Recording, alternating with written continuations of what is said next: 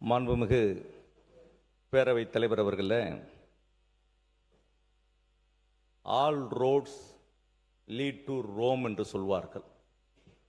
அனைத்து சாலைகளுமே ரோமாபுரியை நோக்கி செல்கிறது என்பது ஒரு முதுமையான பழமொழி.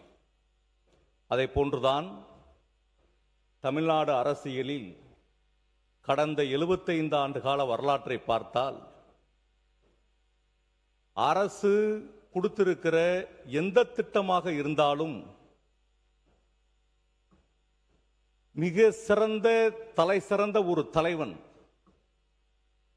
இந்த நாட்டு மக்களுக்காக, மாற்றுத்திறனாளிகளுக்காக, மனவளர்ச்சி குன்றியவர்களுக்காக கீர்த்திகொள் போக பொறுப்புவியே ஒன்றின் கீழ் இருக்கும் கடைக்கால் எங்கள் சீர் தொழிலாளர்கள் உழைத்த நரம்புகள் தோள்கள் என்று பாவேந்தன் பாரதிதாசன் வரிகளுக்கு இணங்க தொழிலாளர்கள், கஷ்ட நிலையில் உள்ளவர்கள், விளிம்பு நிலையில் உள்ளவர்கள், கடைநிலையில் உள்ளவர்கள் என்ற அத்தனை பேர்களுக்காகவும் காடு களைந்து களனி திருத்தி மேடு பள்ளங்களை சமன் செய்து நெற்றி வியர்வையை இந்த நிலத்தில் சிந்துகிற அந்த விவசாயிகளுக்காகவும் கல்லூரியிலே பள்ளியிலே படிக்கிற மாணவர்களுக்காகவும் கடந்த 5 ஆண்டு காலம் மட்டுமல்ல இன்று வரை இயக்கமில்லாதவர்களின் இயக்கமாக இருக்கிற திராவிட முன்னேற்ற கழகத்தினுடைய சக்தி படைத்த தலைவர் முத்துவேல் கருணாநிதி ஸ்டாலின் அவர்கள் இன்று கழகத் தலைவராக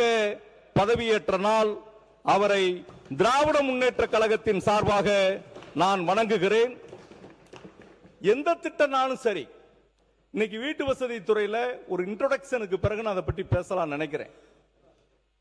எந்த திட்டம் எந்த துறையாக இருந்தாலும் சரி, அவர் கொடுத்த திட்டத்தை நீங்க ஒண்ணு என்ன செய்யலாம், படிச்சு பார்த்தேன். 244 பக்கங்கள் இருந்தது. ஒண்ணு தாப்ப பண்ணலாம். சில நேரங்களில் பார்த்தீங்கன்னா கேனாட் ரீச்சபிள்னு வருது உங்க திட்டம். சில நேரங்களில் பார்த்தா சிம் கார்டே இல்லாத மாதிரி இருக்குது.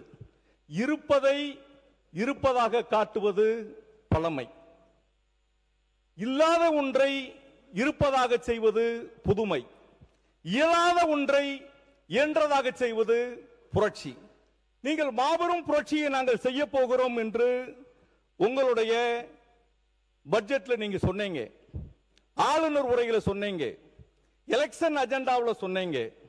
244 பக்கங்களையும் புரட்டி பார்க்கிற போது இதில் எந்த புரட்சியும் இல்லை, இருக்கிறதும் இல்லாததை போன்றிருக்கிறது. பெரிய புதிய திட்டங்களும் சிறப்பிக்கக்கூடிய அளவிற்கு மக்கள் மன்றத்தை கவரக்கூடிய அளவிற்கு உங்களுக்கு எந்த திட்டங்களும் இல்லை. மக்களுக்கு பயன் கொடுக்கக்கூடிய திட்டமாகவும் இல்லை. இதை வீட்டு வசதி, நகர்ப்புற வளர்ச்சித்துறை இது தொடர்பான மானிய கோரிக்கையை அடுத்து நாம் பேசிக்கொள்ளலாம். இந்த இடத்துல எங்களுடைய இளம் தலைவர் அனைத்து திராவிட முன்னேற்ற கழகத்தினுடைய சட்டமன்ற உறுப்பினர்களின் சார்பாக மாண்புமிகு பேரவைத் தலைவரிடம் ஒரு கோரிக்கையை வைத்தார்கள். ஒரு 204வது பாடலாக புறநானூற்றில் கலைவின் யானையார் என்ற ஒரு பெரும்புலவர் ஒரு பாடலை எழுதியிருக்கிறார். ஈயன இரத்தல் இழிந்தன்று அதன் எதிர் ஈயேன் என்பது அதனும் இழிந்தன்று கொல்லன கொடுத்தல் உயர்ந்தன்று அதன் எதிர் கொல்லேன் என்றல் அதனும் உயர்ந்தன்று.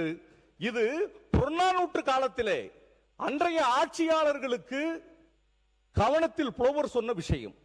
இங்கு மாண்புமிகு முதலமைச்சர் அவர்கள் ஆட்சியாளராக இருந்து உங்கள் அத்தனை சட்டமன்ற உறுப்பினர்களுக்கும் எங்களுக்கு கேட்காமலேயே கார் கொடுப்பேன் என்று சொன்னார். ஆனால் கொடுத்தார். கொல்லேன் என்றால் அதனும் உயர்ந்தன்று என்பதை இந்த நாட்டு மக்களினுடைய விவசாய பெருங்குடி மக்கள் எங்களுடைய விவசாய கடனை முழுமையாக தள்ளுபடி செய்யவில்லை. இந்த நாட்டிலே கொடுக்கப்பட்டிருக்கக்கூடிய திட்டங்கள் மீனவ சகோதரர்களுக்கு 20,000 ரூபாய் நிவாரணத் தொகை கொடுக்க வேண்டும் என்று சொன்னார்கள். எல்லாரும் வாயிலே தான் வடை சுடுவார்கள். ஆனால் நான் வந்தால் அடுத்த நிமிடம் இந்த மீனவ சமுதாய மக்களினுடைய பிரதிநிதியாக முதல் கையெழுத்தாக அது இருக்கும் என்பது காணல.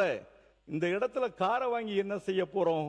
நாட்டு மக்களினுடைய வாழ்வாதாரத்தை மாண்புமிகு முதலமைச்சர் அவர்கள் உயர்த்த வேண்டும் என்பதற்காக மாண்புமிகு சட்டத்துறை அமைச்சர் உட்கார். இங்க இருங்க, நான் எதையுமே குறை சொல்லல. மாண்புமிகு பேரவைத் தலைவர் அவர்களே, மாண்புமிகு பேரவைத் தலைவர் அவர்களே,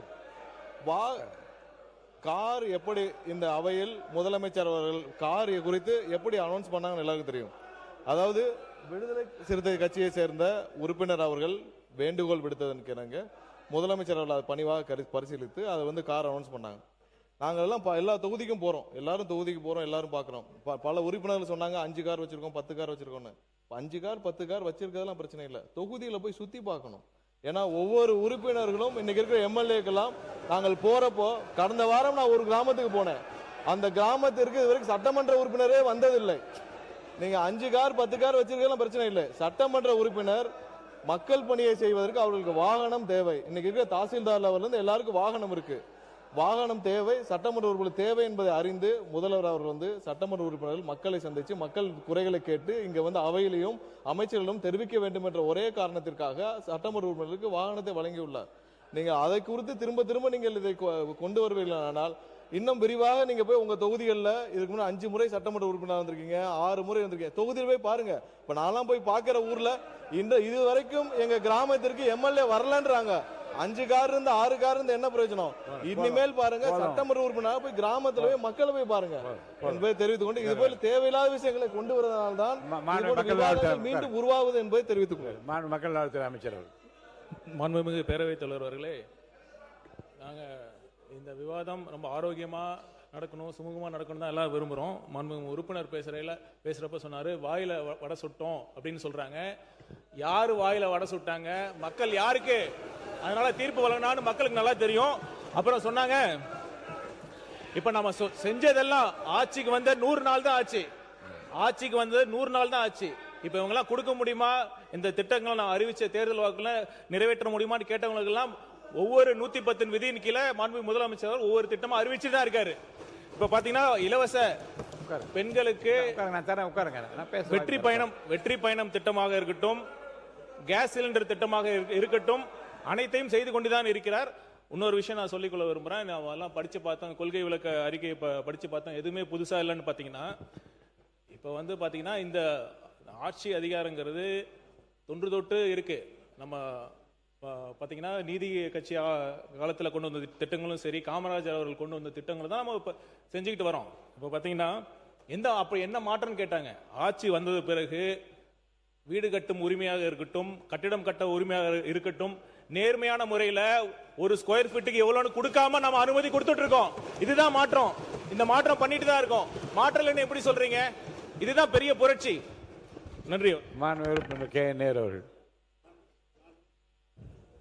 மாண்புமிகு பேரவைத் தலைவர் அவர்களே, வாயில வடை சுடுறோம் நாங்க சொல்ல, நீங்க தான் சொன்னீங்க உறுப்பினர். இல்ல இல்ல, நீங்க சொன்னதுதான் அவர் சொன்னார். மேல சட்டத்துறை அமைச்சர் சொன்னார், நீங்க கார் வேணுங்கிறவங்க, நீங்க சட்டத்துறை அமைச்சர் சொன்ன கார் வேணுங்கிறவங்க நீங்க தொகுதியை சுற்றுப்பாடு இருக்கு. அவரை நீங்க போல ஒரே தொகுதியில 3 தடவை வெற்றி பெற்றிருக்கார். 3வது தடவை ஒரே தொகுதியில 3 முறை வெற்றி பெற்றிருக்கிறார். மக்கள் நன்மதிப்பை பெற்றிருக்கிறார். அதுவா முக்கியம். அதை பார்த்து யாரு அவை முன்னவர் பேரவைத் தலைவர் அவர்களே, மாண்பு சட்டமன்ற உறுப்பினர்கள் தங்கள் பணிகளை ஆற்றுவதற்கு அரசின் சார்பாக வாகனங்கள் வழங்குற போது யாருக்கு ஒரு தனி மரியாதை இருக்கு. நீங்க எத்தனை கோடியில் கார் ஓட்டினாலுமே அரசு கொடுக்கின்ற காரிலே போகிற போது அதற்கு தனி மரியாதை இருக்கும் ஒன்று. ஆனால் எங்களை பற்றி நீங்கள் சொல்லுகிற போது கார் ரேஸுக்கு 24 கோடி செலவு பண்ணீங்களா? அதெல்லாம் யாரப்பா காசு?